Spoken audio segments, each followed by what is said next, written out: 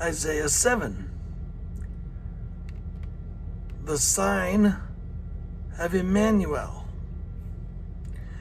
When Ahaz, son of Jotham, the son of Uzziah, was king of Judah, King Rezin of Aram and Pekah, son of Remaliah, king of Israel, marched up to fight against Jerusalem, but they could not overpower it.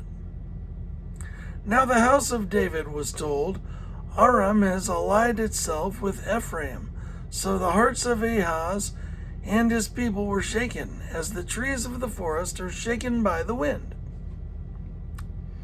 Then the Lord said to Isaiah, Go out, you and your son Shear-Jashub,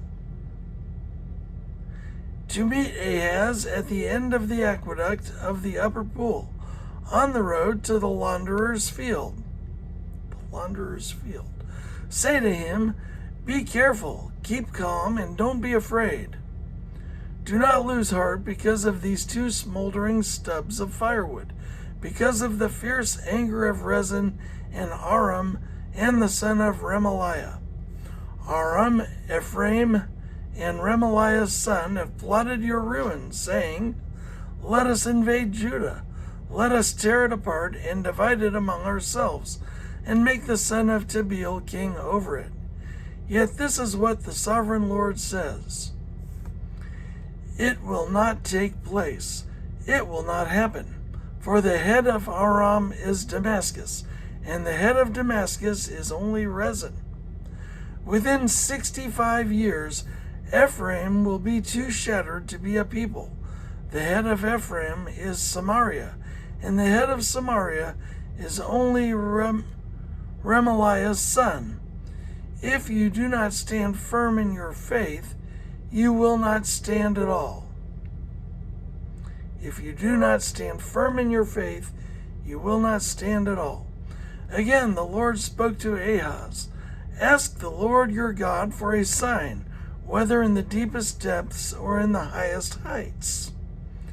But Ahaz said, I will not ask. I will not put the Lord to the test. Then Isaiah said, Hear now, you house of David. Is it not enough to try the patience of humans? Will you try the patience of my God also? Therefore the Lord himself will give you a sign. The virgin will conceive and give birth to a son, and will call him Emmanuel. He will be eating curds and honey when he knows enough to reject the wrong and choose the right. But before the boy knows enough to reject the wrong and choose the right, the land of the two kings you dread will be laid waste. The Lord will bring on you and on your people and on the house of your father a time unlike since Ephraim broke away from Judah. He will bring the king of Assyria.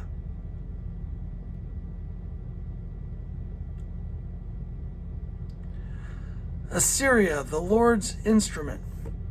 In that day the Lord will whistle for flies from the Nile Delta. In that day the Lord will whistle for flies from the Nile Delta in Egypt, and for bees from the land of Assyria. They will all come and settle in the steep ravines and in the crevices and the rocks, on all the thorn bushes and at all the water holes.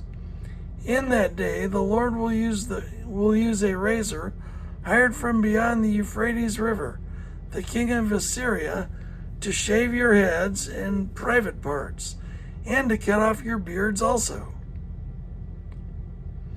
In that day a person will keep alive a young cow and 2 goats, and because of the abundance of the milk they give, there will be curds to eat. All who remain in the land will eat curds and honey. In that day, in every place where there are 1,000 vines worth 1,000 silver shekels, there will be only briars and thorns. Hunters will go there with bow and arrow, for the land will be covered with briars and thorns. As for all the hills once cultivated by the hoe, you will You will no longer go there for fear of the briars and thorns. As for all the hills once cultivated by the hoe, you will no longer go there for fear of the briars and thorns. They will become places where cattle are turned loose and where sheep run.